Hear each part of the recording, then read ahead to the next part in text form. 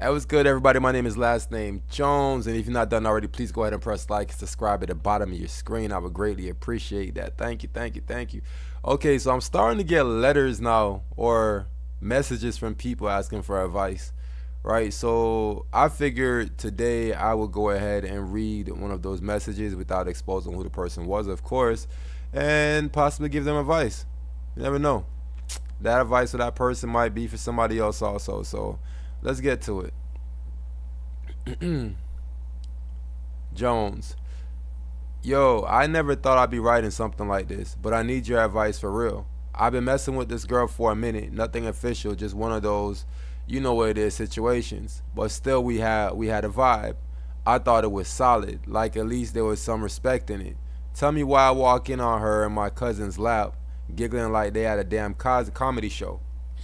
At first, I just froze. I didn't know who to swing on, her or him. Well, shit, let's just hope you don't swing on her, cause yeah. And the worst part, my cousin had the nerve to smirk like he did something slick, like he didn't grow up sharing Sunday dinners with me. That's blood. That's betrayal on a different level. Now I'm stuck. I cut off instantly, no convo, no closure.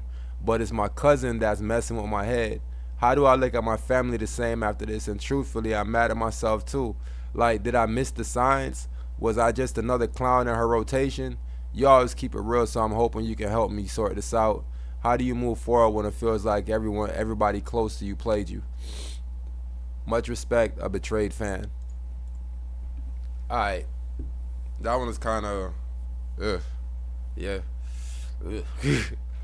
So you walked in and she was sitting in your cousin's lap, laughing. I mean, they might have not been doing nothing. They might have just been kicking it, chilling, not doing much, just taking in the breeze. And you might have overreacted a bit. You don't think so? Yeah, no, I don't think so neither. I don't think you overreacted at all. All right. So here's the thing. First things first. Let's just hope you didn't put hands on her, right? Like you have to learn when you see certain things, right? You don't react physically right away, right? You need to calculate in your mind the consequences of what you're doing before you actually do it. Uh, you might have just been saying something out though. A lot of how you're thinking like, damn, I want to hit both y'all right now, and I know that feeling because I've been there. You know what I'm saying? But I'm glad you were able to walk away. First off, um, it sounds like you've mastered the art of letting go because you said you cut her off instantly, right? Now, the cousin part is what's messing with you still. I'm gonna tell you something, bro. The art of letting go. You have to master the art of letting go. I know I said it sounds like you've mastered it, but that was a key word. It sounds, right? Excuse me. But you still have some more to do. Alright? So here's the thing. You have to let that shit go. That's the only thing I can tell you. Now, you and your cousin will probably never be the same, right? But here's a silver lining in that situation. Yes, your cousin was probably more than likely raw dogging the hell out of your spouse, right? More than likely, from what you saw, from what it sounded like. But your cousin also exposed something to you. Your cousin showed you, hey, she for everybody, right? Because if she was really for you, she would have never done that to begin with. She would have came to you and be like, hey, man, your cousin, rah, rah, rah, rah. You know what I'm saying? That would have happened, but that never happened. So your cousin kind of showed you that too. So be grateful for that part. You know what I mean? Even though it happened in the wrong way, that's what was exposed to you. That woman was for everybody. Especially if she's willing to sleep with your cousin, she's willing to sleep with anybody, right?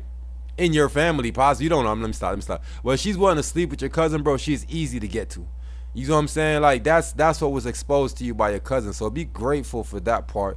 Not to say like, oh, be happy that. No, I'm just saying be grateful that that was exposed to you the way how it was. You know what I'm saying? The art of letting go, bro. Sometimes you have to look at a situation and accept the situation for what it is, right?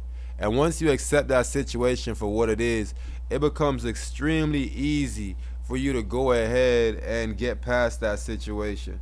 You know what I'm saying? Now, I can't sit here and tell you like, oh yeah, it's hang on real quick, man.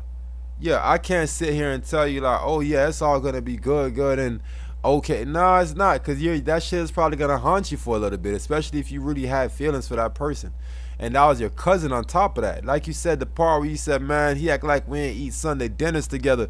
Man, that hit home. That hit hard. You know what I'm saying? But unfortunately, that's the world we live in today. Lust is a huge problem for a lot of people.